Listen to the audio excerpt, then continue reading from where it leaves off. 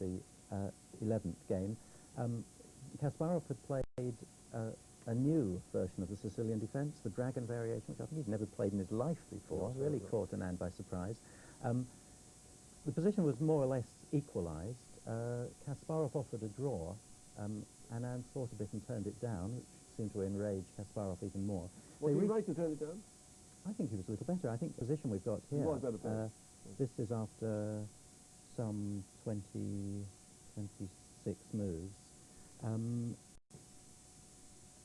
It's difficult for black to make any progress in this position. White must be a bit try better. to White's advance pushing, his pawns, these pawns. He's a little better. More central control as well. He made a bit of progress, seemed to make a bit of progress. The knight coming in, this is Anand White, the knight coming in, attacking this pawn. Now Kasparov didn't defend the pawn. He brought the bishop to be ready to eliminate that knight. Now White has at least three possibilities. He could take the pawn with the knight. And that leads to a draw. Black's rook would come to this square. Black regains the pawn. I think White's still a little bit better. No, I don't think Black does regain the pawn at the end, but he gets enough play to ensure that it's a draw.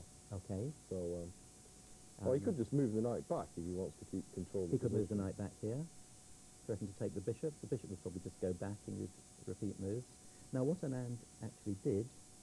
He saw an idea. Wonderful idea. He had an inspiration. Pawn comes up to attack the rook. Black's pawn takes. White's pawn takes. Black's rook still attacks. Now, if the rook goes back here, this knight takes this pawn, attacking both rooks. Disaster for black.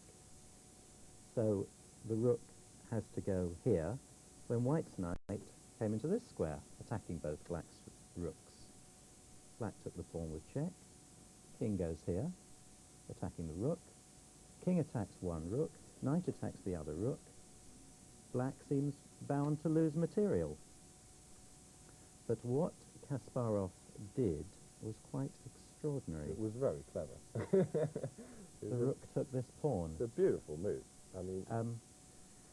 and, well, just see what happens. If White takes the rook, Black gives a rook check. White's king has only got one square. Black plays another check. It's check from the bishop now. White's king would have to move away. Black takes the rook. Anand has just completely overlooked that combination. 2 pawns down he would be after this. He thought he was winning a rook. He's losing 2 pawns. There was no point in continuing, and he just resigned the game.